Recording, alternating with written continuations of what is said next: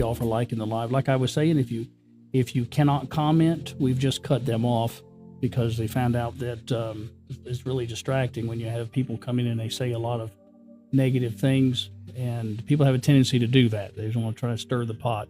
But this information we give is so important that we want people to be focused on what is being said and not necessarily what's been written. I mean, some people, that's all they want to do is just concentrate on what they're doing to distract others. So all your positive comments, you can ask questions. You can do that. You'll just have to write me at utologyforme@gmail.com. You can ask your questions. You can whatever. I'll be more than happy to answer them.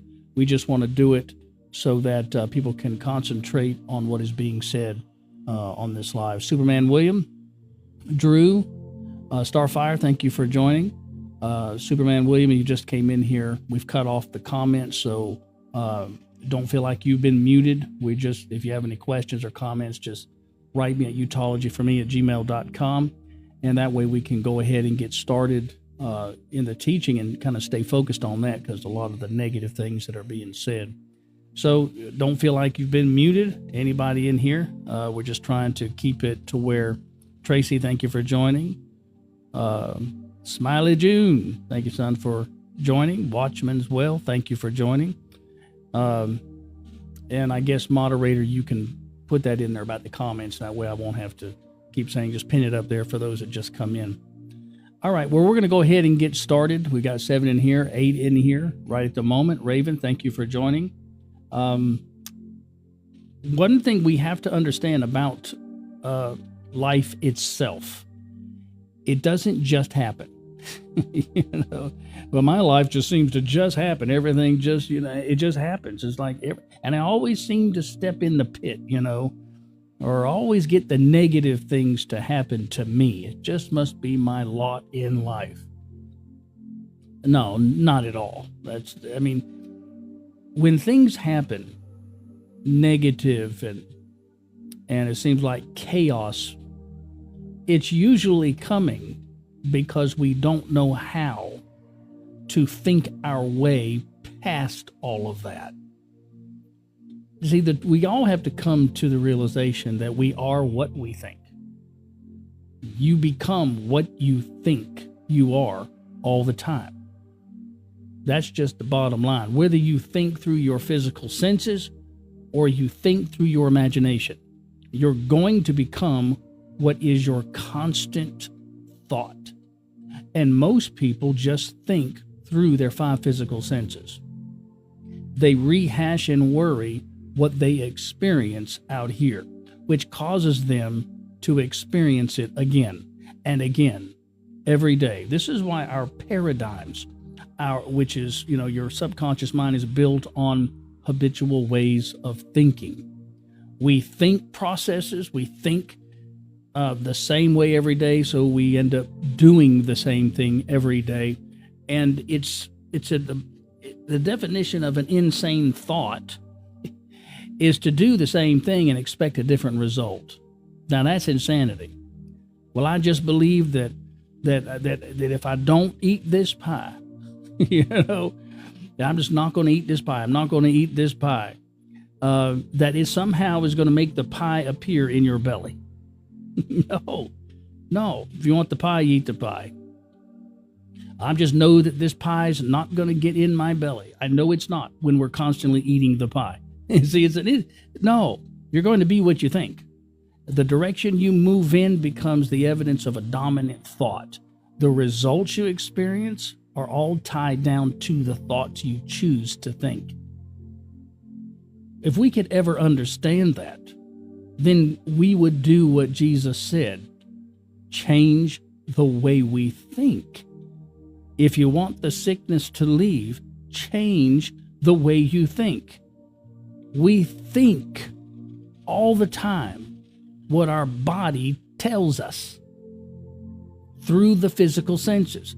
It tells us when I look into my bank account that I have no money. You see? So I believe what my eyes tell me. Because, the bank, they'll tell me too I have no money. But they're also using their senses to tell you that. So as long as you and I are governed by our five physical senses, we'll talk about what we feel. We'll talk about the experiences that we face out here. We'll talk about the problems that other people tell us from what they're feeling in their body. And we just rehash that all day, every day, until it becomes that habit of thought. And since you're going to be what you think, if you think what your senses are always telling you, why would you be surprised that you keep getting the same results? See, it's a mystery, and yet it's plainly revealed. If you want different results, you hold the key to the results becoming different by changing the way you think. This is not some spooky, exercise that we're supposed to do and, get down and, practice the yoga and the chants and all of these other things that we're supposed to do spiritually. Wear your stones and your crystals and let's bow down to Buddha and none of that stuff is going to help you. I'm telling you, it's not. Because now we're depending upon something physical. It's like money. I depend on when I have more money, I'll be wealthy. No, because we're always saying, when I get money, that means you don't have it. When I get it. And so that thinking is telling our subconscious mind that we don't have it and we're always after it. And the subconscious mind thinks, well, I guess you like it like this, so I'll just keep making sure it stays away from you because you seem to like to go after it. You see that? So what we have to do is switch the system around and start believing we are wealthy. We are healthy. We are it. And when you begin to see that, it becomes the blueprint for what you begin to experience as a new paradigm, a new habit of thinking. But I'm going to tell you right now, your thoughts, the things you see in your mind, are just as powerful as the hold we have in our mind about what our senses tell us. Your senses say you have no money, boy, you believe it with all your heart. I ain't got no money. And it comes so natural. You get a headache. Oh gosh, I got a headache. We believe so much what our body says that we just instantly start adjusting to what the body says as if it's our truth. Well, Johnny, you don't look like you feel so good. I don't. I really don't. So now the guy that's talking to Johnny is looking to Johnny's body, and his senses are processing, oh, Johnny must not feel good. So he tells Johnny, you don't feel good. Yeah, you're right. You're right. I don't feel good. See, now it becomes the truth that they both come together on. And misery loves company. And then, I had what you had last week. And then Timmy, he had it a week before. That stuff's really going around. That becomes our truth. And we don't understand that thinking, that conversation is not in heaven. It's all right here.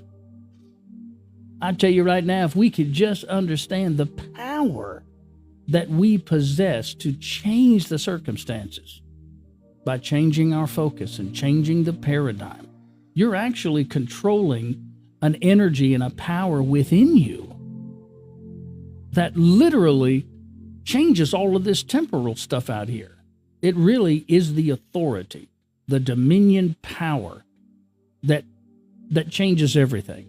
Yeah, but I feel like if I look at everything, it'll change long enough. If I talk about how bad the things are, somebody will feel sorry for me, and they'll send me money, and they'll help me out, and all of that. Yeah, you might get something here and there, but it doesn't change your mind. We'll just say, ooh, well, that worked. Let's do it again. See, that's where the preachers have come up with this little con. Well, if we give our tithe, we just tell them to give the tithe. God will be pleased. God's going to give them 100-fold if they just give their money. And so I'm going to give my money, because the people are setting their expectation and hope on something that the preachers are telling them based on a physical product called the money.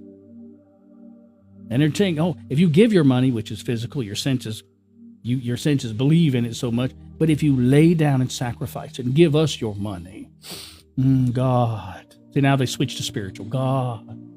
He will bless you 100-fold. Well, nobody knows what 100-fold looks like because they've never seen it for themselves. But they are seeing their money leave them.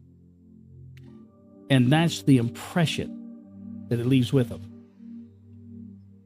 They don't have a dream. They just see their money leaving. And that's their power. It's the only power they're aware of.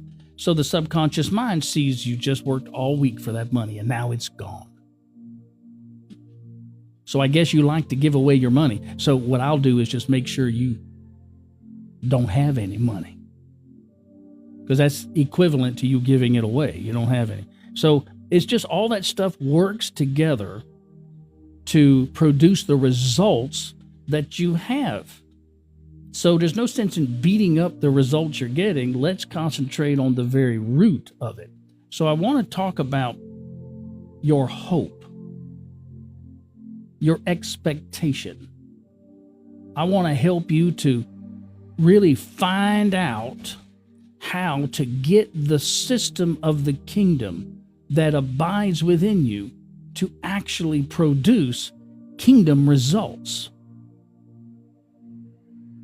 Okay, so let's go over here to these verses and let's just talk about it. Let's go to Hebrews 11:1. Now faith is the substance of things hoped for, the evidence of things not seen. Again, now faith is not, see, it's not faith if you put it off.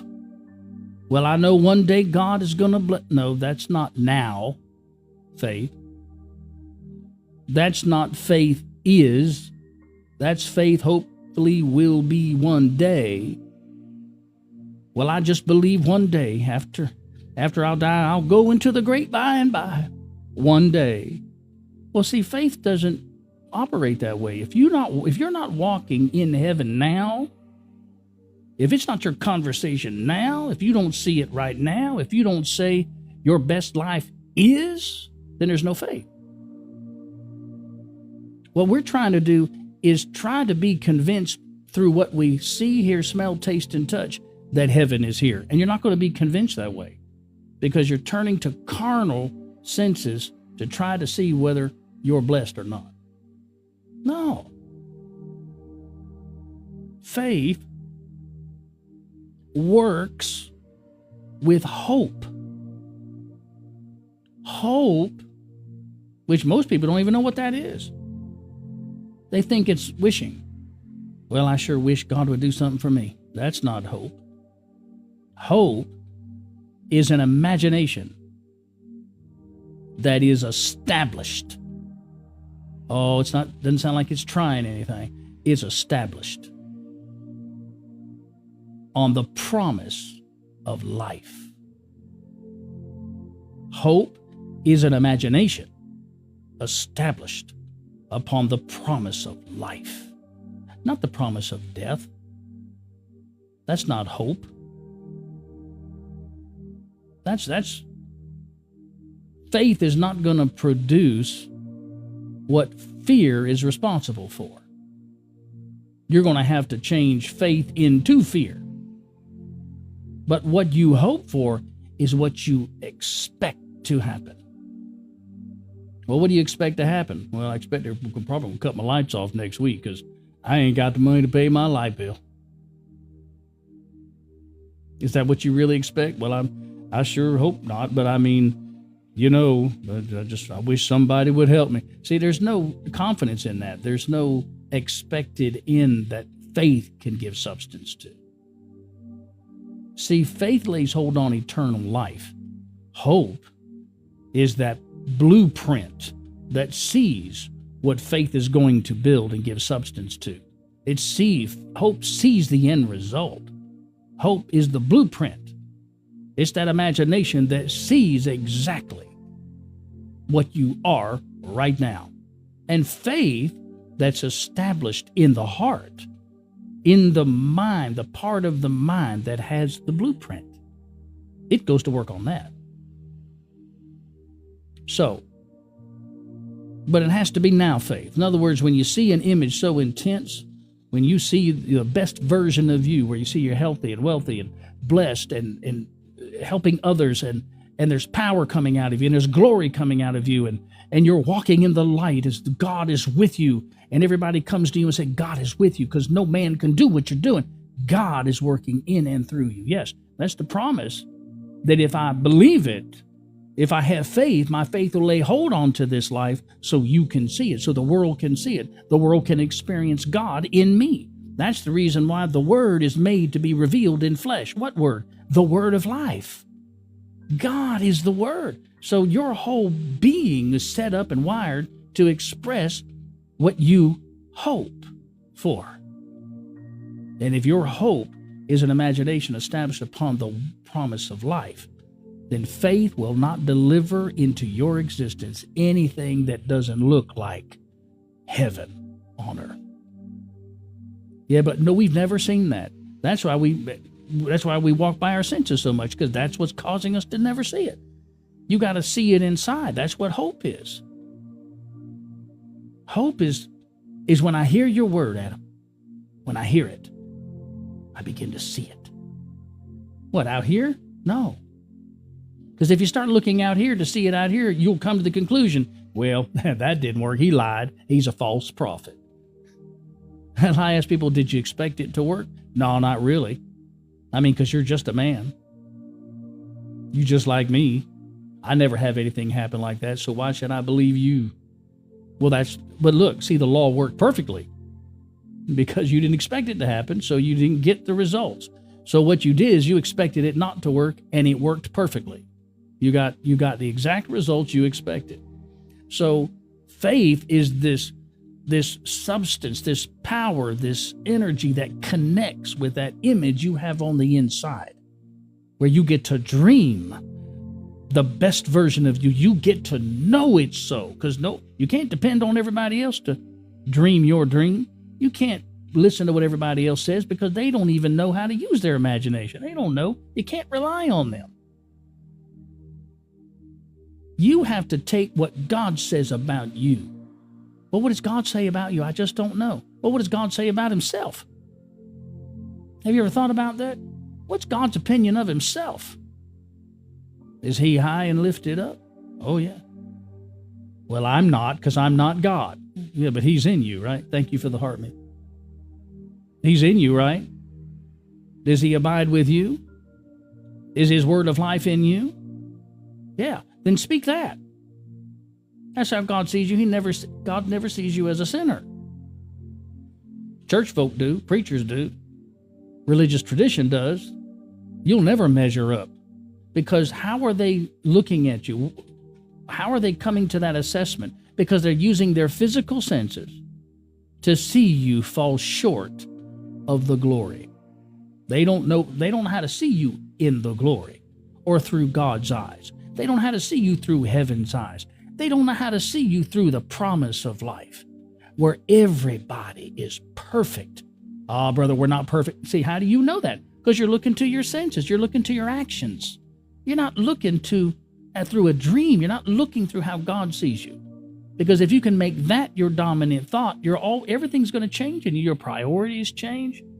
Power changes. Well, actions speak louder than words. No, actions are tied to images that people see. Everybody wants actions to change, but they don't want to change what they see.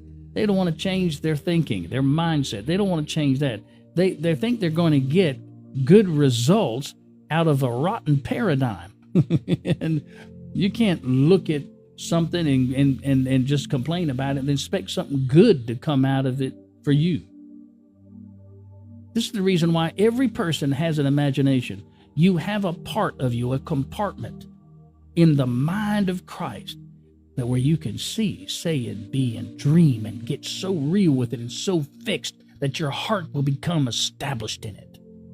Your heart is your mind. When your heart is established in it, nobody can take it from you. That is when faith has confidence, conviction. I asked the Lord several years ago, I said, how will I know that the word within me is full of faith. He said, when there's a confidence, when there is an assurance and a conviction so intense that it demands nothing less than the manifestation of the revealed word. What do you mean, the revealed word? I'm talking about what your imagination sees. When you have a confidence and assurance and a conviction so intense that you are exactly what your imagination says you are, see, then your faith's got it. Now you just let faith wake up the law of the Spirit of life within you, and the Lord, the Father, the source power, it does the work. You don't have to go out and make it happen. All you got to do is use your imagination, because that's where your hope is. And faith is only going to give substance to things you hope for, not what you wish for. When you go to wish, now you switch into carnal mindset. And you know what? That's the key to success and failure. It's just knowing what side of the mind you're thinking from, what you're speaking from. God says, keep your conversation in heaven. Speak from the mind of Christ instead of the carnal mindset. Keep it in heaven. Oh, Lord, I just want to keep my presence in heaven. I want to pray to heaven all the time. I just want to pray constantly. I'm just going to pray, and I'm going, God, I just love you, God. I worship. I love you so much, God. I worship. I'm trying to keep my conversation in heaven. Okay, I praise you. I did the name of Jesus. That's not it. Your conversation is your habitual way of thinking, and I keep my conversation. See, evil communication is all of that. Remember the tree of the knowledge of good and evil? All of that's coming from your senses, your carnal mind. But see, evil conversation, evil communication corrupts good management. You see that? So it makes the life in you just cut right off. So that everything that comes from you comes from the carnal side, and that's where corruption is. So you have good management. You got the possibilities. It's all, you're wired for it. But the evil conversation constantly, I'm saying anything that's carnal, that's not harnessed by the mind of Christ, is not submitted to the mind of Christ, it's just chaos. It's just, like I say, it's one thing when you're in a race in a car and everybody knows the destination and everybody's headed towards it and they're trying to get to the goal and finish line and all that, then to just get in a bumper car and everybody bumping into one another. That's the difference between the mind of Christ and the carnal mind. The mind of Christ knows the finish line, and it starts at the beginning expected to get to the end. So it starts here and it ends at the beginning. Did you see that? So God declares the end from the beginning, and he keeps his eyes focused on his intention. His intention is to win. Your intention should be to live. You were, please get this. This is a simple thing, but it's just very profound. You were given life to live from, not to die. Death comes from mismanagement of that intention. Somebody ought to write that down. Death comes from mismanagement of intention. We just go by the carnal mindset. We go by the carnal and have no idea what kind of power we have, so we don't dream. We don't set in motion an intention to live. So we just decide, I think the bumper cars are really fun. Misery loves company. Let's all get in there and just beat on each other.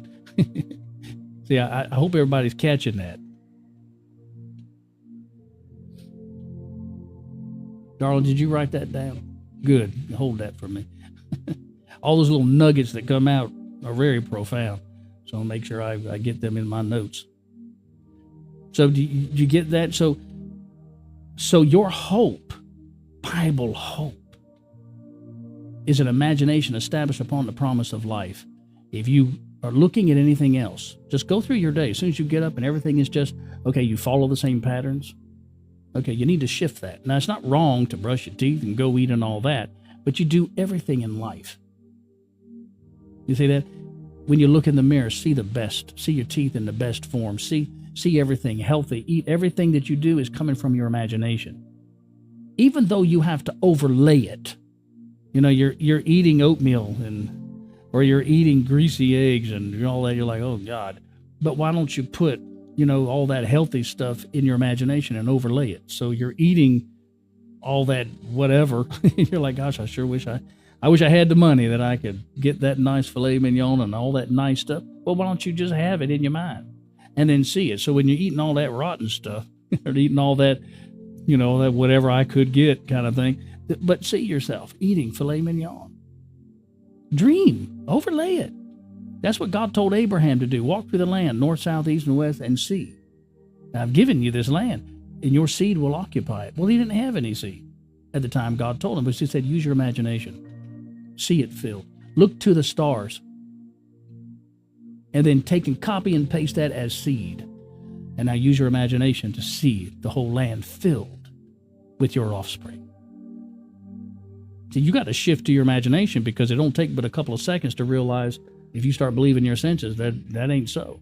And you'll convince yourself that's not so. And so the word that is meant to work in your imagination just goes somewhere else because we mismanage it. We don't take a hold of that intention and call it truth and let faith get a hold of it and become the substance of it. So it becomes your conversation. It becomes your expectation. So look at Jeremiah 29:11. For I know the thoughts that I think toward you, saith the Lord. Thoughts of peace and not of evil. Now, catch that. God has no thoughts of chaos towards you. No thoughts of evil. Well, the first question I have to ask is, then how come the preachers are telling me I'm a sinner then? Why are they telling me I'm going to hell? If God has no thoughts, it kind of tells me those preachers don't know the thoughts of God towards me or towards the people. He doesn't know. Because they're looking to people's actions. They're assessing people through their senses. And that's to be carnally minded. And when a preacher is carnally minded, the only thing he can give you is what's on his mind, and it's called death. And they don't know it. Oh, they're trying to just encourage you to come to church. I know, but they're not giving peace. They're actually helping the storm to function in you, to bring condemnation on you that you're not measuring up. The only standard that God has for you is he overlays himself in you. So when he sees you, he sees himself. The same way God told Abraham, look to the stars and see this as your seed. He looks at you and he sees his original intention for you to have dominion. He sees you in life. He sees you not dying. He sees you with no sickness. That's why he sent his word so we could use it to calibrate the image we have in our imagination. That's the reason the word was given to start with. That's the only reason I'm trying to teach you this stuff, is to give you words of hope. So you can change the expected end that your physical senses or your family or other people, your co-workers and all that, whoever you hang around with, and that way when you go to the grocery store and you've got $50 to spend and everybody's got their baskets filled, you can take the $50 and you can use your imagination and find yourself with $5,000 and fill up several baskets while you're pushing the one that barely covers the bottom of the basket. See, you can use your imagination on everything. You must. If you're going to enter into the promised land is the place of promise. And see, hope is an imagination established upon the promise of life. So you've got to use your imagination. You can't walk by sight. And no preachers have really told us this. The mechanics on how to actually do it. But once you know that God has thoughts towards you, thoughts of peace and not evil, to give you an expected end. So God gives revelation so I can give it to you so you can have an expected end that has peace, no chaos, has no death. Peace to the storm, be still. See, God tells us peace. You have to wear peace before you can be still and know that he is God. So you can't walk in chaos and then know he is God, because the only thing you're looking at are through your senses, and then that becomes your God. That becomes your dominant thought. That becomes the Lord of your life that you follow. But God says, no, be at peace. I empower you with the kingdom and the mechanics of how to think right and use your imagination so you can control the storm and the chaos that is around you by changing what you see in your mind. So when you're looking at the chaos and it's all out here, just use your imagination and say, peace. That's what I have, peace. All of a sudden, your conversation don't want to talk about all this stuff out here because you're in the process of changing it by looking at a whole different image. You're looking at something that brings you peace. And that decision makes you the prince of that peace because you're the one actually controlling all of the temporal things around you. Now, the temporal things don't know that yet because they've not seen a manifestation of a son of God. They ain't seen somebody stand up that had that kind of power. We're trying to shadaha, are we? In the name of Jesus, tornado.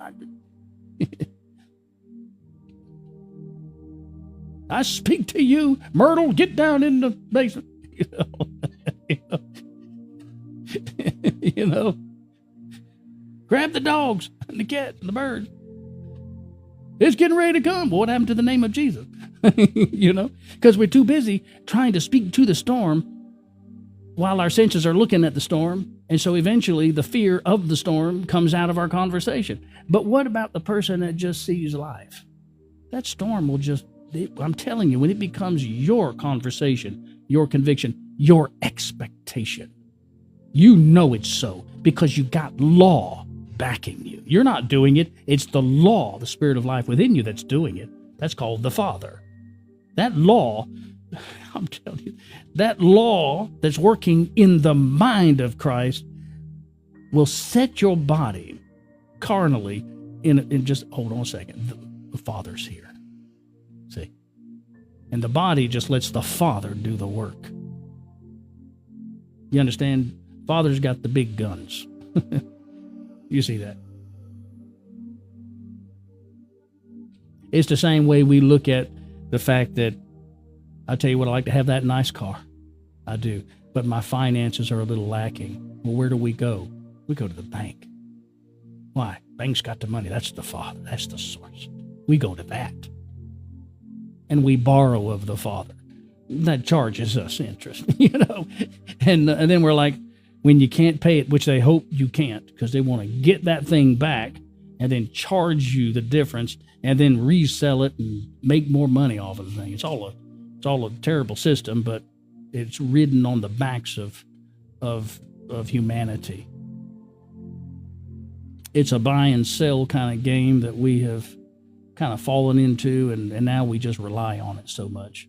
And there's nothing wrong with it, but it does cause us to fall short of the power we have to see, say, and be it.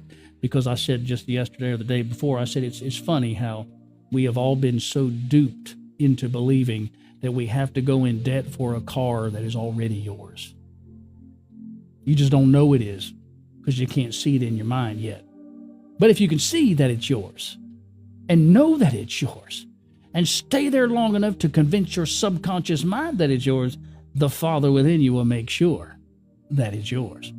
Even if it means somebody driving up in the driveway and saying, I don't know what it is, but God just feel compelled to give you this car. Now you're doing something that you can't take the credit for. It's the Father within you. That's why Jesus said, it's not me. It's the Father within me. He does the work. But Jesus kept his focus on his Father's word. He kept focused on the imagination and the power of it. So this is what hope is. Hope is an imagination established upon the fact that it holds a promise of life. Your carnal mind, through the senses, has promise of death. And if death works so much that everybody sees it, life will do the exact same thing, because death and life are the same thing. One is, it's just mismanaged.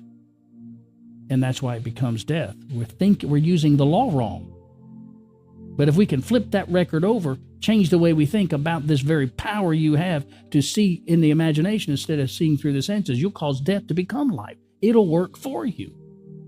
That's why the Bible says all that happens bad will work for your good if you know how to change your mind and know how to take the same energy that's working against you, the fire that's cooking you, and learn to harness it the way it's used so it cook your meal. And you can enjoy a nice meal with the same fire that could have burnt you up if you didn't know how to use it. It's the way you think about it, your management of it. So hope is a place where you get to go into your mind and start managing your life. But don't look out here. That's what the carnal mind wants you to do. As soon as you start having a dream, it wants to go, yeah, but come on to the real world. And it'll use the carnal laws in everybody else's mind to help it along. Hey, Johnny, what are you doing today? I heard you lost your job last week. I'm sorry to hear that. Well, anything I can do, just let me know. Well, where are you headed? Well, I'm going to Walmart and buy me this and this and this, and I got to get that, and we got to go grocery shopping after that while your cabinets are empty. You see that? To make you feel bad. And then say, well, I hope you get a job soon because it's your responsibility to take care of your family, you know. And the preacher come along and say that, yeah, well, you know, if a man won't work, he won't eat, you know. And this will make you feel like, oh, my God, I mean, I lost my job, and they're making me feel like I'm nobody, and they're not inviting me back to church again. You know? Yeah, because you ain't got no tithe money, you know, whatever. See, everybody knows that. But, you know, but if you want to take control of the circumstance, you got to take control of the mechanics of your mind, how it works, because that is where everything you're looking for is in the mind of Christ. And Christ may meet all your needs. Why? Because as soon as you start seeing it, those needs are met. That's the beginning of it. You plant the seed in the imagination, and you got to allow it to take root. But once it takes root in the fertile soil of your imagination, it will grow. And because you know that, then you can see the end of the fruit. You can see it at the very beginning. As soon as you plant the seed, it's what a farmer does. Farmer plants seed already expecting, and he's preparing for the bumper harvest, you know, the bumper crop. He's prepared for it. That's the reason he plants the seed, because he knows the expected end. Well, you just have to use your imagination. That's the way you do it.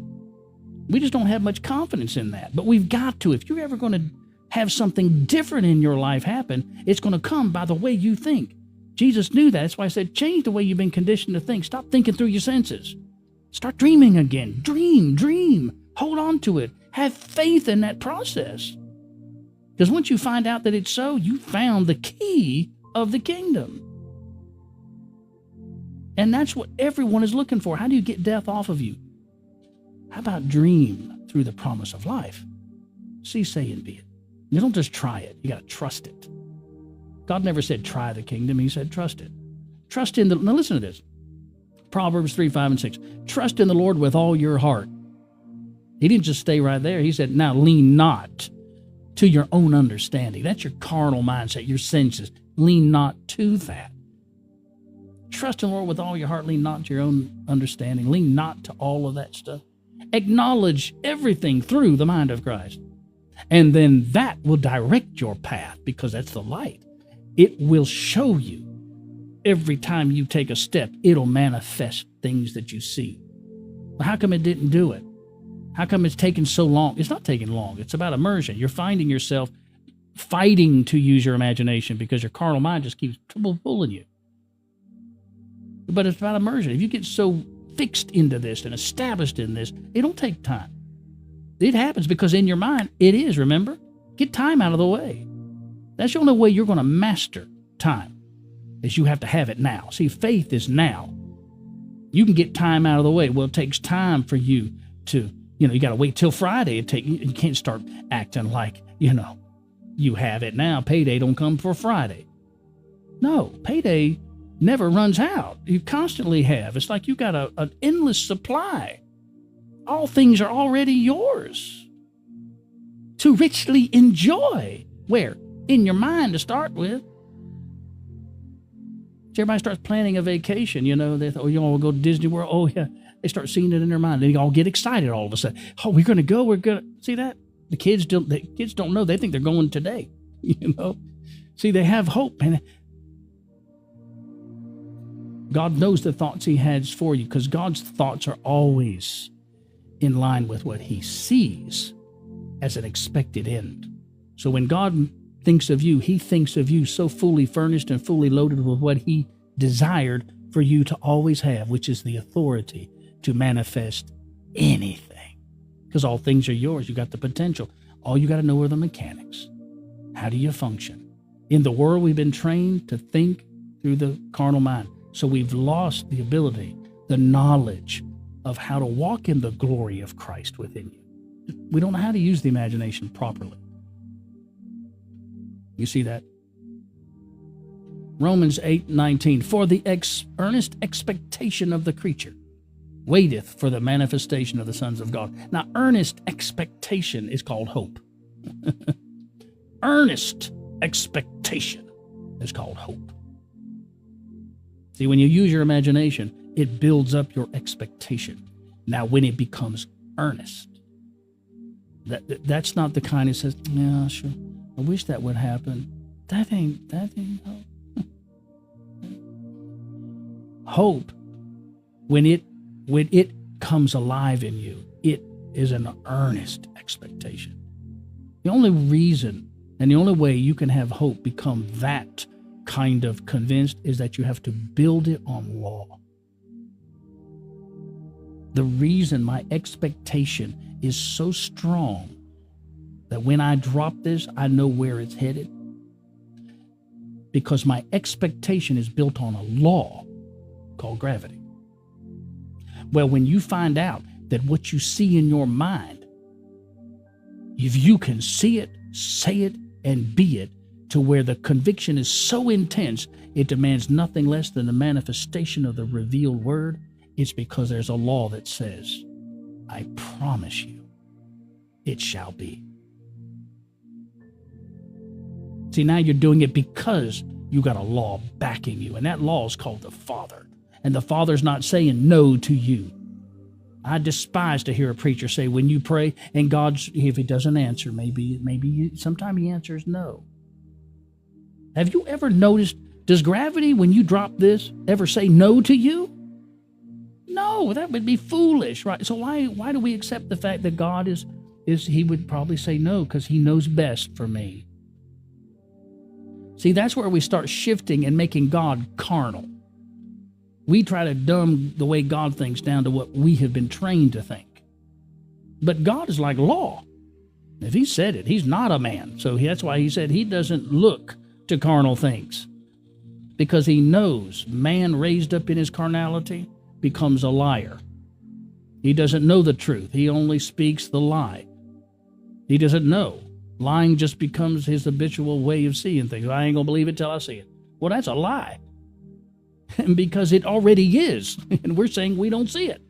Well, we're just thinking through the wrong side of the mind. That's all it is. Because the guy that if I go and tell him, look, I want to meet you today at 3 o'clock. It might be like 9 o'clock in the morning. At 3 o'clock, I want to meet you at the bank, and I want to give you $10,000. And because I'm an upstanding citizen, and because he knows I'm wealthy, he knows I'm a man good of my word, he gets excited. But I just told him it's 9 o'clock in the morning.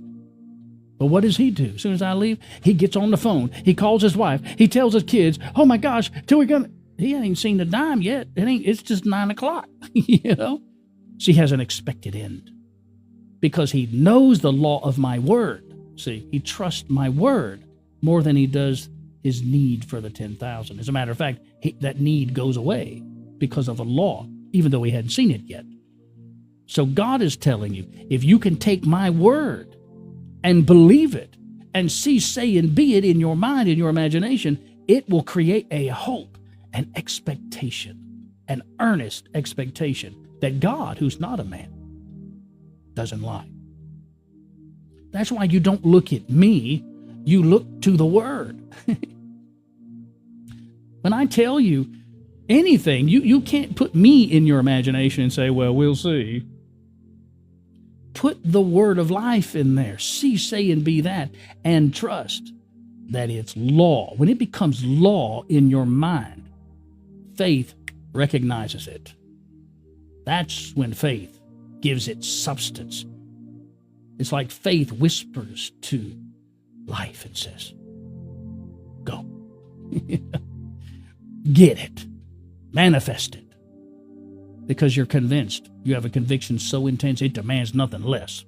You go to the bank and you know you got money in the bank. When you write out that check for cash, you go there with confidence. You don't go, I sure hope this clears. You got the money. It's already in there. It's yours. As a matter of fact, you would be wondering what's going on if they said we can't do it. Wait a minute. That's my money. You see, you have a conviction so intense then, you expect them to do exactly what your money says you have. Well, when I tell you, anything that I say to you, I'm speaking by law. You can do that with yourself. You can just dream your dream and know it's law. Put it in your imagination and hold on to it as if it's got power in there to bring itself to pass. When you drop the tomato seed in the ground, there's power in the seed to produce itself. It ain't you. You're just dropping it in its right environment. Well, God dropped you in a right environment called your imagination. But we, unfortunately, were trained not to think through that. But I'm reminding you, your imagination is the fertile soil that you take the word, which is the seed that the sower sows, into the fertile soil of his imagination. And when you see it, it will grow by law. And that should jack up your confidence, knowing that this man's not trying to con you, because if you do it, you're going to see its law. If it works carnally, if it'll produce death and frustration and chaos, then I'm telling you, the law of polarity says if there is a right, there is a left. That's how you know you can say there's a right, because there is a left, there's an opposite. Well, if there's death, then there is life. So we just change the way we think, flip the coin over, and start thinking through it. It'll build an expected end.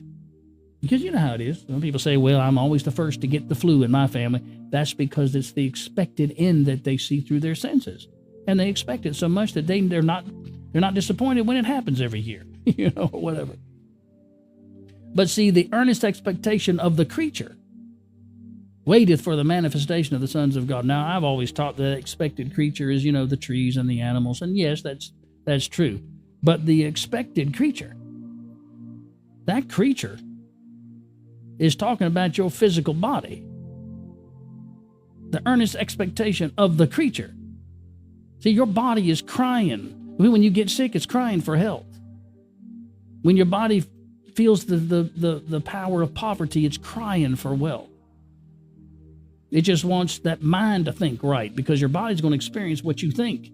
So it's earnestly expecting that you would shift from the carnal mind, from your senses, to the mind of Christ, because it will wear it.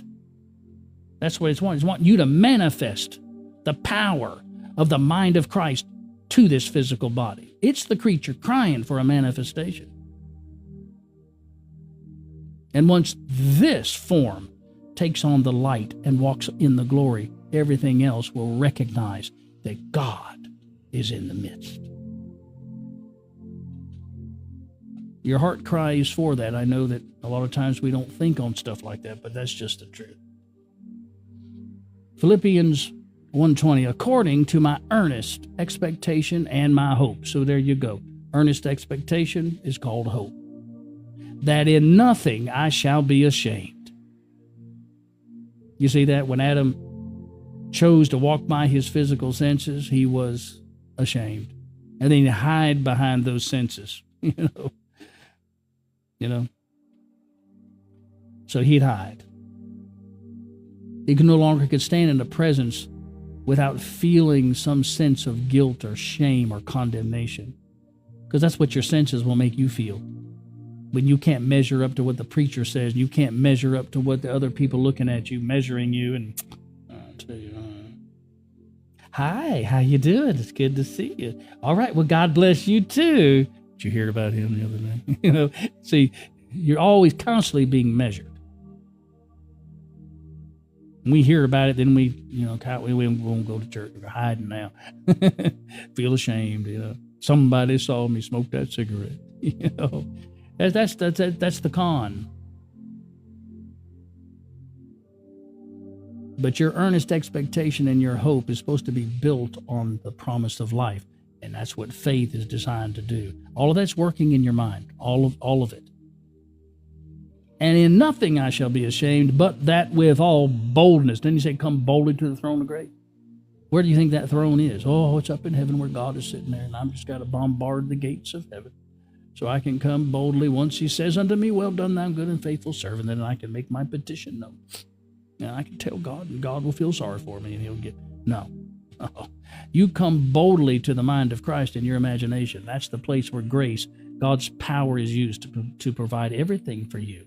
God's willingness to use his power and ability on your behalf. You begin to use the imagination because that's what he put it there for. That's the throne of grace. And you step into that as see, say, and be it. I'm going to tell you right now, you are the one sitting on the throne in your mind. And you're the one controlling all the circumstances out here. Once you know the process of where to go, where the throne is, what mind to think through, you have to know the mechanics of all of that. But that's how you get death off of you. It's all in that process. But with all boldness, as always, so now also Christ shall be magnified in my body, whether it be by life or by death. Oh, you see that? Life or death. See, that's God. See, Christ to be magnified even if things go bad in this life. When I die, oh, I'll be made free from sin and death, and I'll be with my Lord. God will be magnified. No, that's not what he's saying. So now also Christ shall be magnified in my body, whether, here's the choice, whether it be by life, Christ in you the hope, earnest expectation that whatever God has promised that you live and you would not die, that'll be manifested in my body. But Christ will be manifested by death too, because it's called Antichrist. It's the same power, but you are thinking through the wrong mindset. So when death happens to you, it was still within your power. It was just anti. It worked against you. You see that? Firework cooked your dinner. See that? It was great. Everybody enjoyed it. They loved it. But then you stand outside the house and the fire just totally consumed your house and you're in tears. Well, what was it? It was a different fire. It was the same fire. Same substance. You see that? And see, we take faith and we turn it around and build it on all the carnal stuff and it becomes fear. Now we fear. And whatever you fear becomes the death that you experience. See, fear is anti-faith. You see that? Same substance, but it's anti. Don't know how to use it, and in the proper mindset, and where to use it, and what theater of the mind to use it in. So because of the understanding or the lack of it, we mismanage the thing. We mismanage our mind. We don't know how to think right. We just think through our senses. So Christ is going to be manifested whether by life or death, because it's going to be proven that it was your thinking and your thoughts that did it. You see, that's power, friends. He gives you the keys of the kingdom. The kingdom is one kingdom that can operate and be divided against itself. The mind of Christ becomes the kingdom of Christ within you, of life. But if you don't know how to think right, it becomes the kingdom of darkness. Your choice, mainly by ignorance. We believe every preacher and all that, so we fall short of the glory because we're too busy believing we're sinners. That's why when you smoke your cigarette, you got to go hide. Spray all over you so the scent of the nicotine won't be all over you, Well, I did have that wine cooler the other day, and boy, I tell you, I think Tommy, he sits in the back, but I think he saw me go in the ABC store, or something like that. Yeah, or whatever, all of that stuff. And so we walk in shame. You see, so it's thinking on the right side of your mind. And I'm telling you, if you guys could just harness the mechanics of how your mind works, you would all choose to walk in the mind of Christ. That's where your life is. That's where the promise of life is.